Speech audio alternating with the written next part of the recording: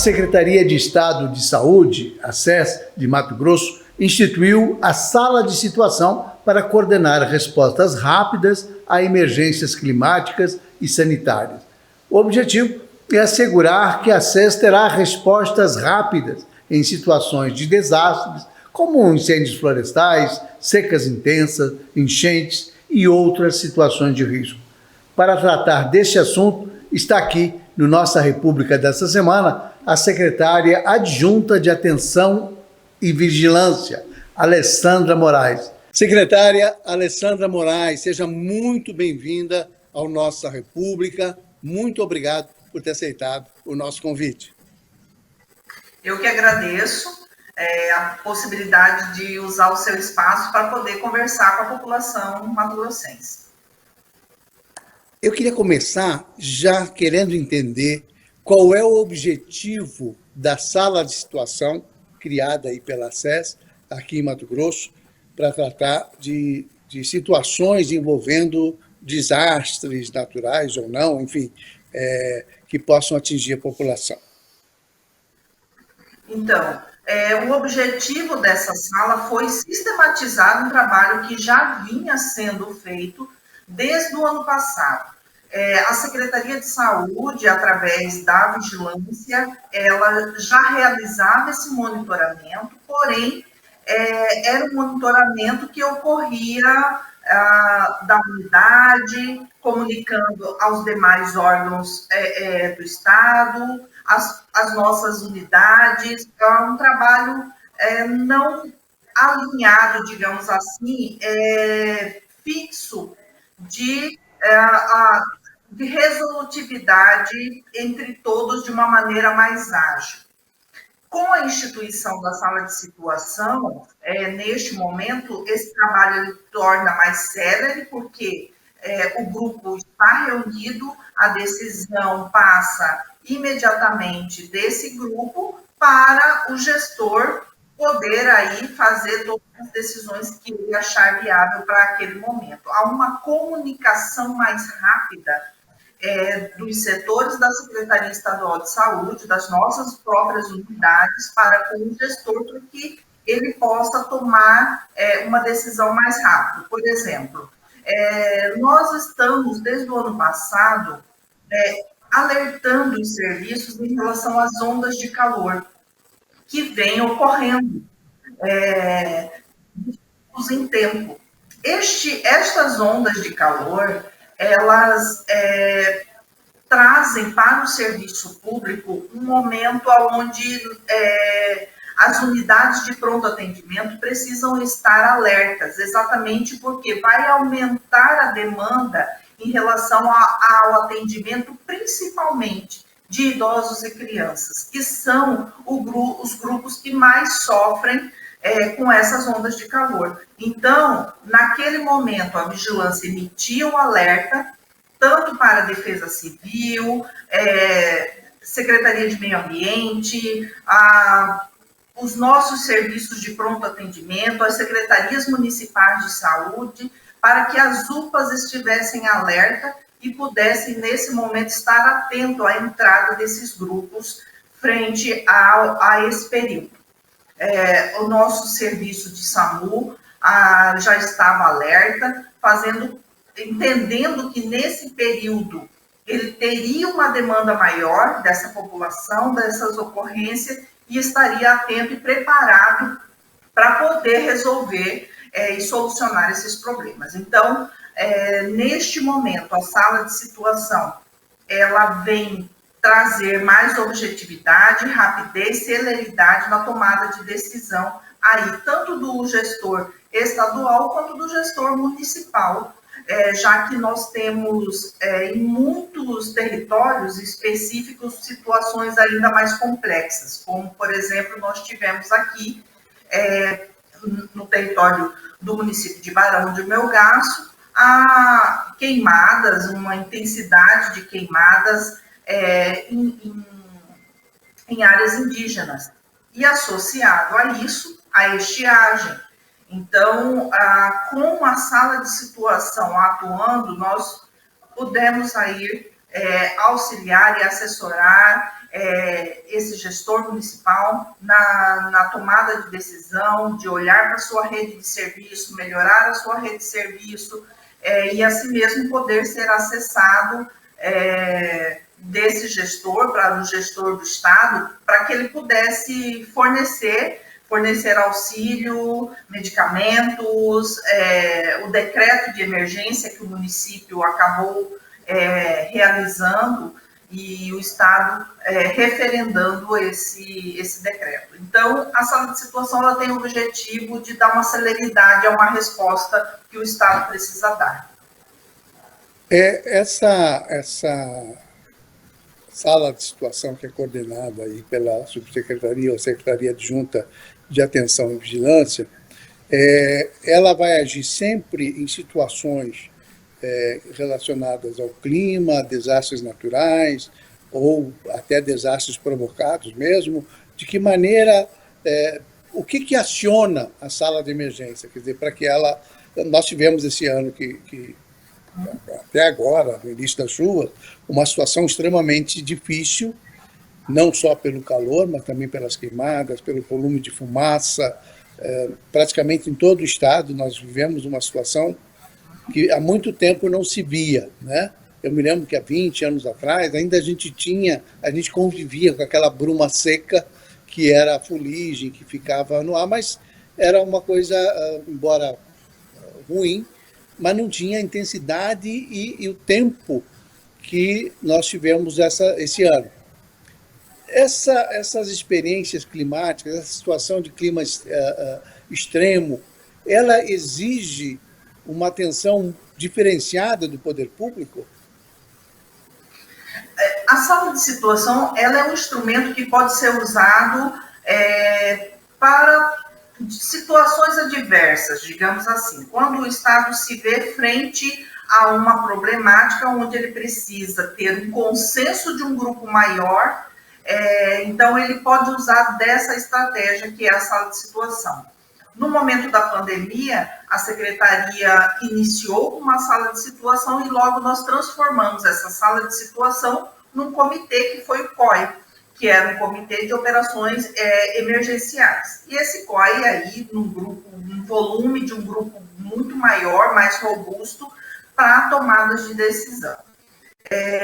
Neste momento, nós instituímos e estamos utilizando essa estratégia da sala de situação, exatamente por entender que ainda cabe nessa estratégia uma tomada de decisão. Um outro ponto que talvez a gente tenha que relatar aí é por que a sala de situação neste momento, né? Talvez as pessoas digam assim, mas passou o tempo. Não, a Secretaria estava monitorando já todo esse tempo. Desde o ano passado nós estamos acompanhando e prevíamos aí um período de ondas de calor associado a queimadas, a um período de estiagem que nós ainda estamos nele, apesar da chuva já ter iniciado, com isso há uma queda nas queimadas, porém o período de estiagem ainda é preocupante, porque neste momento nós estamos olhando aí um volume de águas menor, isso traz a possibilidade de introdução de doenças, porque quando eu tenho menos água, a possibilidade de contaminação dessa água é muito maior. Também ela ocorre quando eu tenho um volume muito grande de água, então é importante pensarmos sobre isso. Esse grupo, ele objetiva pensar sobre isso, por isso, neste momento, eu estou saindo da seca, de uma seca difícil, e entrando também num período de chuva, aonde eu já começo a prever aí a possibilidade de outras doenças associadas a esse período de chuva e calor, ao mesmo tempo como a possibilidade de introdução de doenças pelas arboviroses, que são a dengue, zika, chikungunya, e agora também oropuche, que foi nós identificamos neste ano a circulação já do Oropush em Mato Grosso. Então, veja, nós temos aí um cenário onde eu estou saindo de doenças respiratórias, queimadas, estiagem,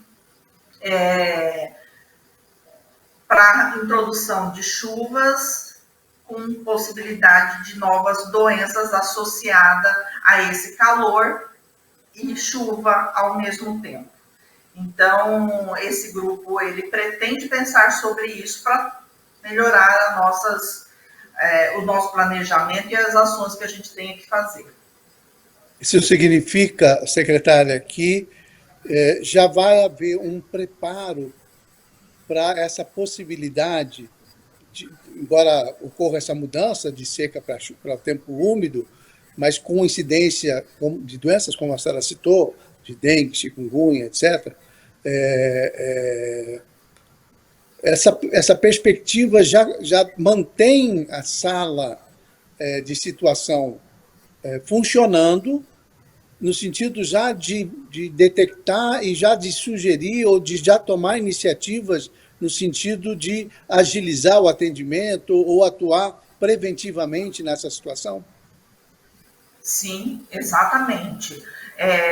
Nós estivemos auxiliando em conversa com o COSEMES nesse período de seca e de estiagem intensa, que traz um dano à saúde da população, e isso reflete dentro dos serviços de saúde.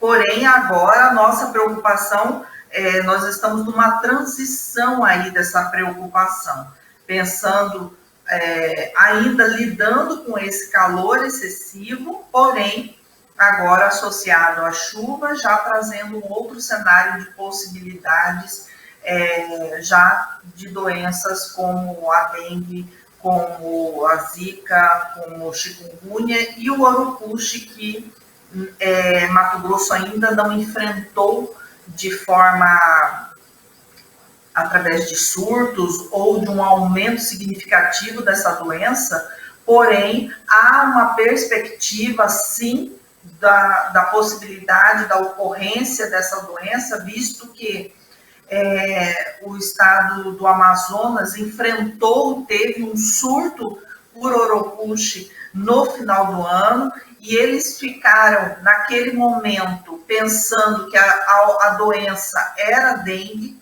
e o quadro se complicando, aumentando internações, aumentando busca nos serviços de saúde, por um quadro parecido com dengue, e que eles, após não identificarem dengue, porque os resultados davam negativo, quando eles alertaram para a possibilidade de um Oropush, começaram a fazer os exames e os casos eram de Oropush, vindo aí fazer um consumo grande dos serviços de saúde na sua população. Então, o que nós esperamos é que, na ocorrência desse aumento de casos, nós tenhamos aí possibilidade de fazer o manejo correto do paciente, ter disponibilidade dentro dos nossos serviços de saúde, para que a gente enfrente a doença com o mínimo de dano possível à saúde da população.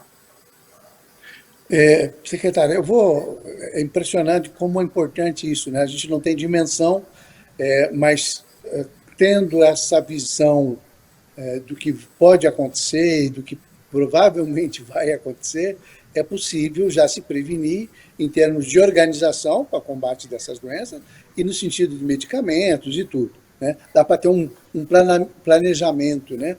Eu queria saber o seguinte, antes da gente avançar, a gente já está terminando esse primeiro bloco, eu queria saber o seguinte, que tipos de desastres naturais a sala de situação tem o objetivo de enfrentar, além das queimadas e da seca e eventuais enchentes, e como é que... Quem participa dessa sala de situação? Quer dizer, quais são os profissionais, quais são as autoridades que tomam decisões nesse momento na sala de situação? Hoje, esse grupo ele é constituído por unidades da Secretaria de Saúde e nós convidamos, frente aos dados que nós estamos analisando, instituições de fora, como Defesa Civil, como Secretaria Estadual de Meio Ambiente, Secretaria de Assistência. Então, são secretarias parceiras que a gente trabalha, assim como o próprio COSEMES, que é o Conselho dos Secretários Municipais de Saúde do Estado de Mato Grosso, para que o nosso trabalho seja fortalecido. E, frente a isso, podemos convidar o próprio Ministério da Saúde, que também já se colocou à disposição para auxiliar naquilo que for necessário. Então, esse grupo trabalha dessa forma, ele vai aos poucos observando quem precisa agregar nesse grupo, e aí ele é convidado a uma instituição parceira para que ela possa compor conosco na melhor estratégia para o enfrentamento ao problema. Né? Já que a gente está falando aí de situações diversas, e pensando em Mato Grosso, que nós temos uma extensão territorial muito grande, considerável, uma diversidade, né? Nós não temos como lidar com o estado inteiro de uma única forma. Para Mato Grosso, a gente precisa pensar estratégias diferentes para locais diferentes. Eu tenho populações vulneráveis, como população indígena, população ribeirinha, população quilombola. Então, eu preciso pensar estratégias para essa população. Nós temos área de garimpo, determinados setores do nosso território, então é importante pensar estratégias diferentes, aonde eu tenho vazio assistencial, aonde eu tenho um aglomerado de serviços de saúde com maior robustez, as distâncias que muitas vezes são terrestres, a outras o acesso é via fluvial, então são mecanismos que a gente precisa pensar e buscar mecanismos para suprir a população nesses territórios. Além da seca e da possibilidade de enchente, existe algum outro tipo de preocupação da sala de situação? Eu diria que, além desses dois fatores que agravam bastante a situação, são a possibilidade diversa de vírus circulando dentro do estado. Né? Então, como eu já disse aqui, em relação às arboviroses, nós temos aí a circulação de 4 tipos de vírus. São mosquitos diferentes, né? É o mesmo mosquito para dengue, zika e chikungunya, mas não é o mesmo mosquito para urucuxa. Então, nós temos aí 2 tipos de inseto circulando com o vírus aí, e com vírus diferentes. Então, isso nos preocupa, e pensar também que outras situações de saúde, elas não acabam. Então, eu estou lidando com a possibilidade do aumento de casos de dengue, urucuxa, zika, chikungunya, mas eu ainda continuo lidando com as situações do dia a dia do serviço público, que é a gestante que chega para ter seu filho, a pessoa acidentada, a pessoa que tem câncer. Todos esses serviços todas essas pessoas estão buscando o serviço de saúde. E há a possibilidade aí desse serviço ser saturado com o aumento de outras emergências. Então, a preocupação desse grupo é com essa diversidade que ocorre aí nesse período agora, e que pode saturar e comprometer não só a saúde da pessoa que está frente à doença, ou seja, aquela pessoa que chegou passando mal por um AVC, exatamente porque está frente a uma onda de calor, mas aquela pessoa que sofreu um acidente por automóvel. Então, eu sobrecarrego o sistema de serviços de saúde e eu preciso, nesse momento, pensar essa estratégia, porque o nosso sistema ele não pode entrar em colapso. Nós enfrentamos isso no período da pandemia, eu acho que é a maior referência que nós temos e a população vai se lembrar disso, né? De como foi chegar os serviços estarem lotados e naquele momento não ter possibilidade de socorrer, de atender. Então, assim, é o que nós buscamos, não enfrentar mais, ter capacidade técnica para poder atender essa população. Tanto a que vai chegar com emergência, quanto aquela que faz parte da rotina do serviço. A senhora já demonstrou na sua fala, quer dizer, que a sala de emergência acaba também tendo uma contribuição importante no que diz respeito à vigilância epidemiológica, por conta dessas doenças todas, né? E eu queria saber o seguinte: existem doenças relacionadas à água e alimentação que estão sendo monitoradas ou podem ser monitoradas em determinado momento? Sim, exatamente. E o nosso principal alvo são as crianças, porque nesse cenário as crianças têm uma sensibilidade, né, a possíveis contaminação por alimento, tanto água quanto outros alimentos, e aí tendo um aumento de casos de desidratação, diarreias, que parece ser algo tão absurdo, mas que podem levar uma criança a óbito.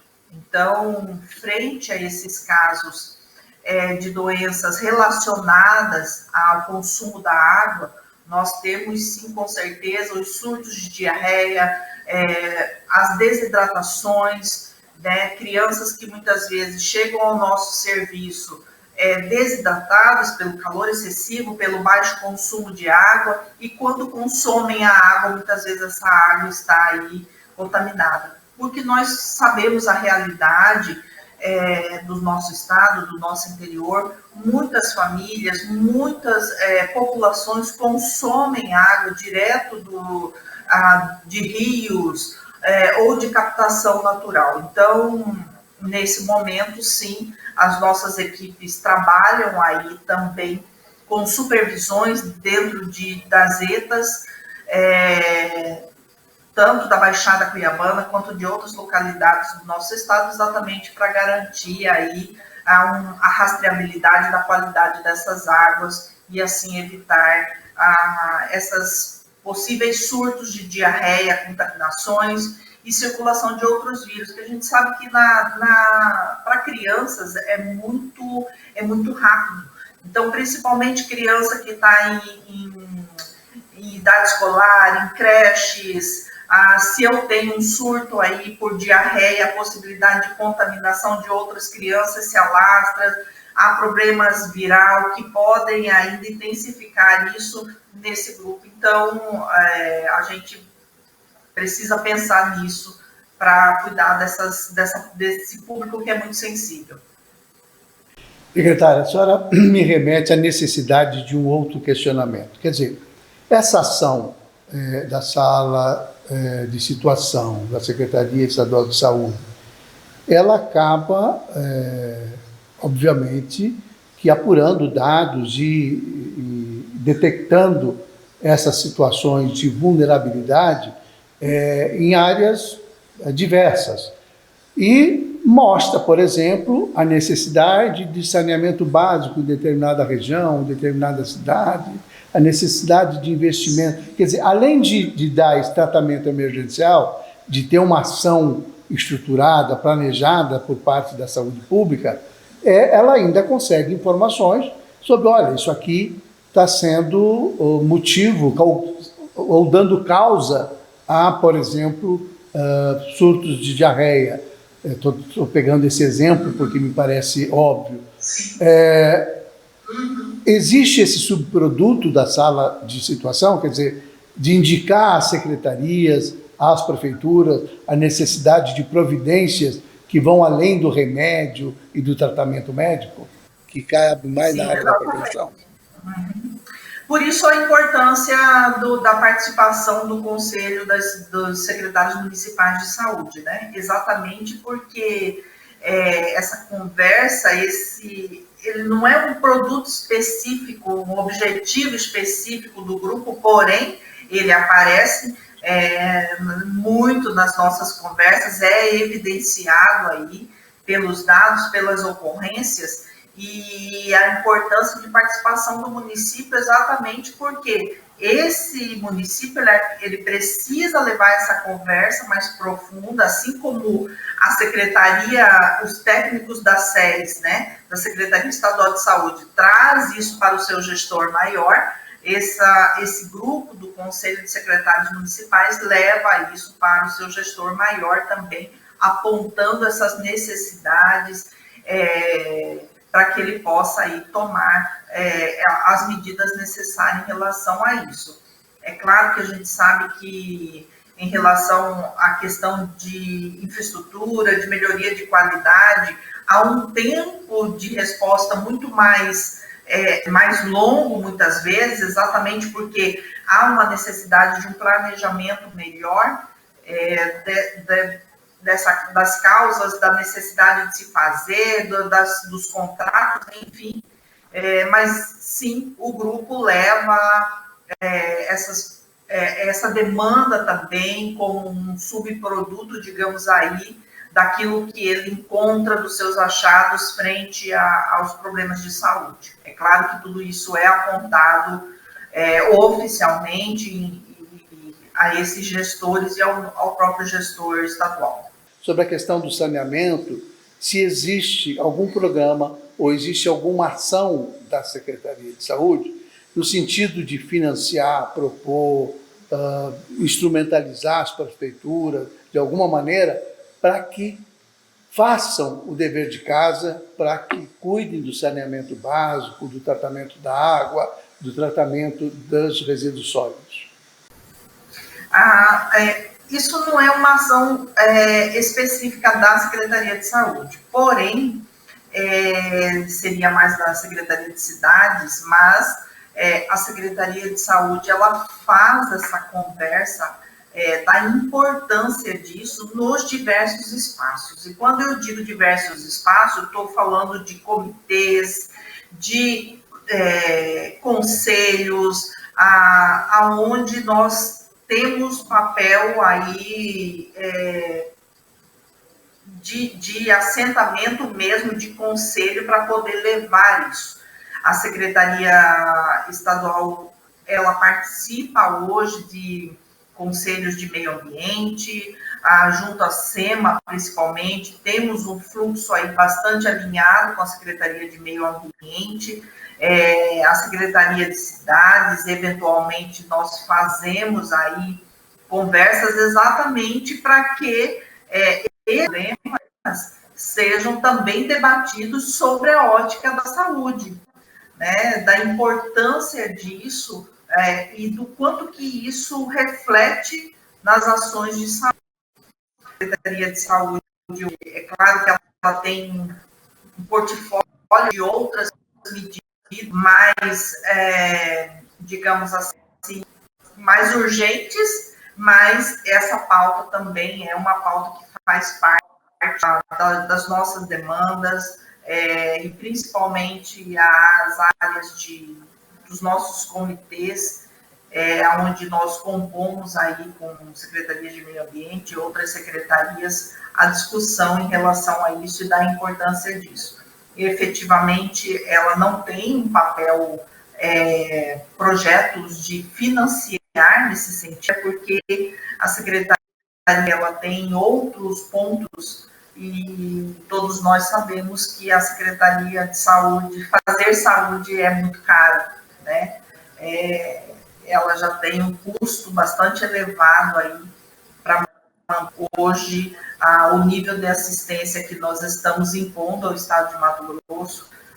Todo mundo, o governo Mauro Mendes Mendes, ele vem desde o início da sua gestão, da sua primeira gestão, fazendo avanços na área de serviços de saúde, na implantação de locais completos vazios assistenciais. Hoje, daqui a alguns anos, vai poder, acredito que no próximo ano, vai poder contar com estrutura de um hospital, estruturar toda a região, como é ali o Paraguai, tinha um vazio assistencial bastante grande. Nós estamos numa construção de um hospital ali, exatamente para atender essa população, para que essa população precise se deslocar para outras áreas para receber um atendimento.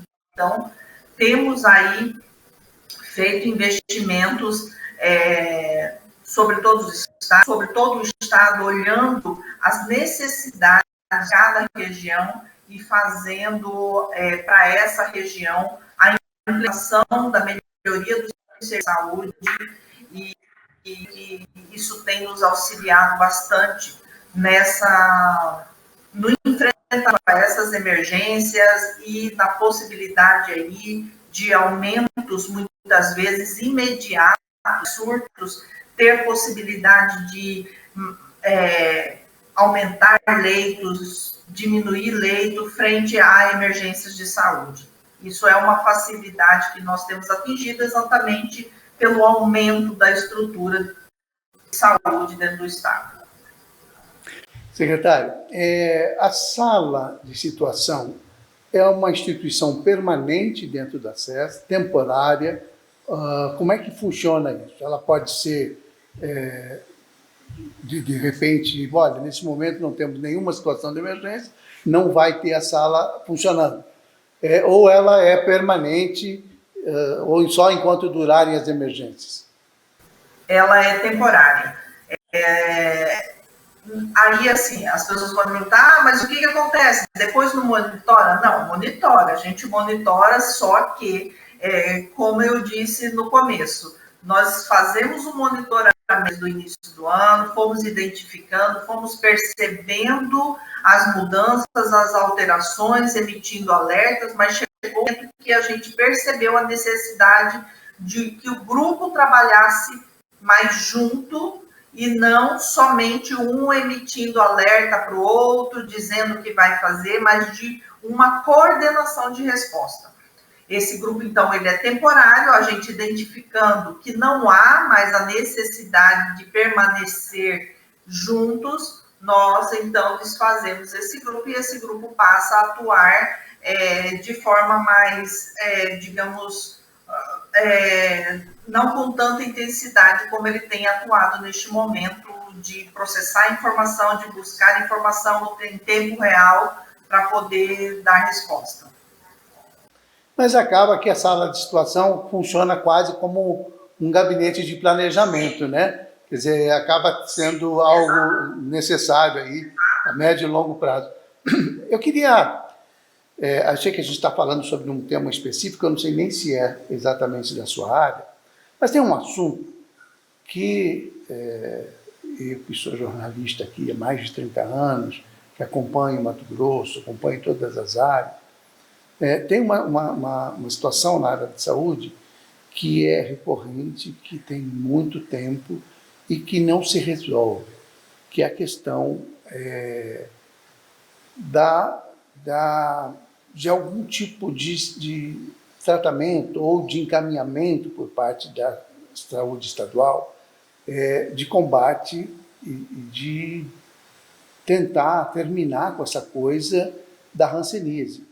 De Mato Grosso ser campeão nacional todos os anos, figurar como o principal estado do país com essa doença, em que pese haja um trabalho no sentido de se prevenir e tratar, etc., mas parece que é pouco eficiente. Nesse sentido, a vigilância da Secretaria também atua, de que maneira está atuando, e se nós vamos, em algum momento da nossa história, virar essa chave e dizer, olha, a hanseníase está extinta em Mato Grosso. É possível isso?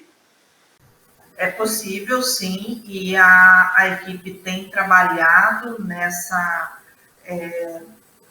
de identificar essa melhoria e daquilo que realmente possa haver um controle aí da hanseníase dentro do Estado.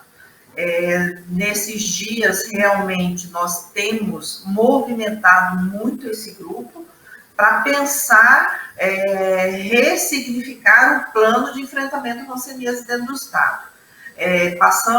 Temos um plano em andamento, pedimos a revisão, a avaliação das estratégias que foram tomadas até aqui.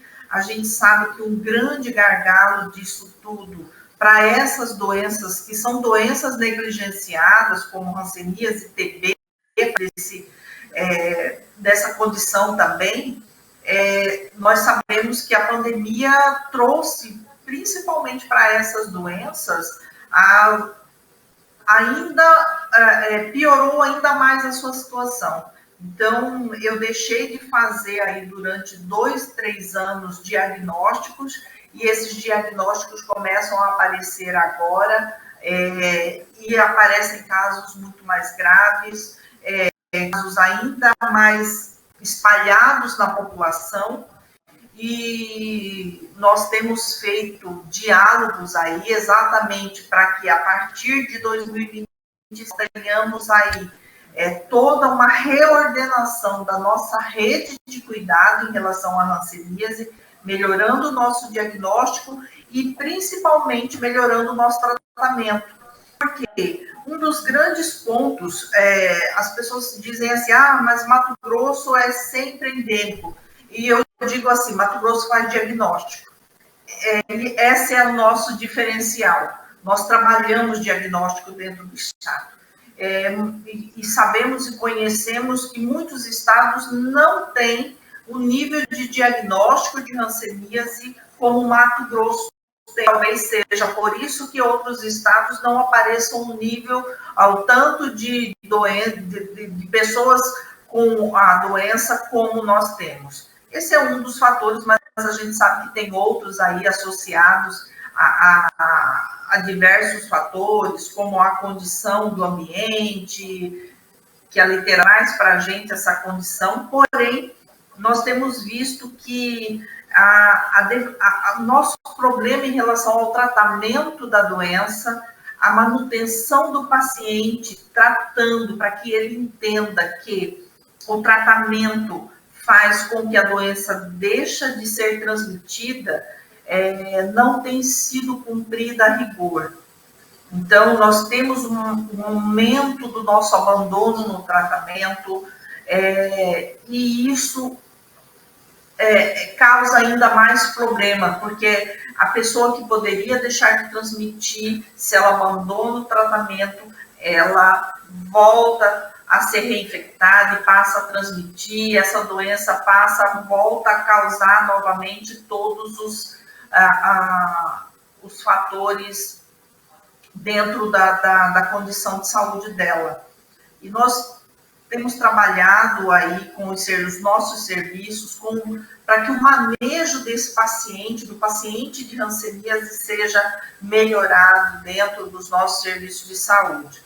É claro, Mauro, que a gente tem problemas de diversas ordens, nós temos uma rotatividade de profissionais dentro dos serviços da atenção primária muito grande, né? E aí nós estamos falando de município, esse profissional é um profissional do município, isso é um problema, nós temos aí uma limitação de um número reduzido de profissionais para fazer a busca desse paciente, ou mesmo do paciente que some, ele não dá sinais ao serviço, some do serviço, não deixa rastro, não busca novo serviço quando ele muda do seu território. Então, nós temos uma diversidade de problemas que acontecem aí.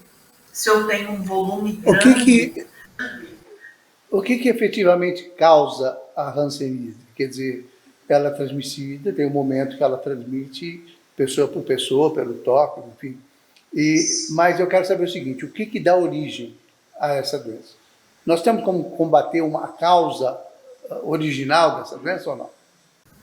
Não, não. Ela é uma doença secular, né?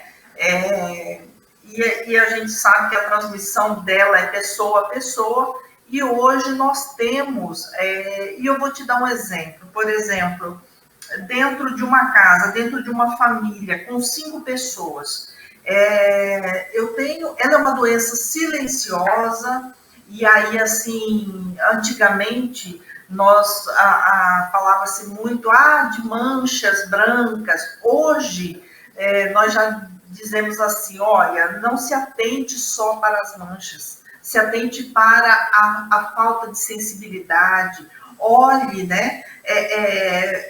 A falta de sensibilidade é um dos grandes fatores de uma avaliação para a hanseníase, não só a mancha branca muitas vezes não aparece. Então, ela é uma doença silenciosa e que muitas vezes dentro de um grupo familiar, essa pessoa está ali transmitindo, ela está com uma carga da doença muito grande, transmitindo essa doença, e quando ela chega no serviço de saúde e faz o seu diagnóstico, muitas vezes o restante da família não vai fazer o diagnóstico. Então, eu tenho exposta a essa doença a esposa, os filhos e muitas vezes outras pessoas que moram junto com essa família, com essa pessoa que está transmitindo. E se eu não faço cuidado de toda a família, e se eu não avalio toda essa família, o vírus continua, o bacilo continua proliferando e contaminando outras pessoas ali. Então, a hanseníase, nós precisamos entender esse contexto e essa complexidade. É uma doença silenciosa que demora um tempo longo para que a pessoa que está contaminada perceba que ela tem a doença. Secretário, eu já vou fazer um convite aqui antecipadamente. A senhora falou que em 2025 a SES vai focar mais na questão da hanseníase. Eu já fico aqui o convite para a gente voltar a conversar especificamente sobre essa situação, porque realmente é um título terrível para um estado tão rico, tão promissor quanto o Mato Grosso. Não dá para a gente conviver com uma doença bíblica num estado absolutamente moderno, quer dizer, que tem perspectiva e um potencial enorme, principalmente de riqueza. Então, já fica o convite aí para as senhoras. Eu vou pedir para a minha produtora conversar com as senhoras lá em janeiro, fevereiro, março, enfim. Nós sentarmos de novo para falar especificamente sobre hanseníase, que para mim é uma das coisas, é um título que realmente nos envergonha a todos e que a gente precisa vencer, porque não é possível, independente de fazer o diagnóstico, de ter essa competência no diagnóstico, mas nós precisamos ter a mesma competência para o tratamento, para a eliminação da doença. Eu tenho certeza que a SES hoje tem um grupo de profissionais, talvez, dos mais qualificados do país, quer dizer, esse grupo de servidores extremamente dedicados, comprometidos e com uma inteligência apurada. Está aí a sala de situação para dar esse exemplo para a gente. Então, eu espero que daqui a 3, 4 meses a gente sente, converse sobre isso e a gente consiga enxergar uma luz no fim do túnel. Tá bom? Muito obrigado por sua presença, viu? E até a próxima conversa.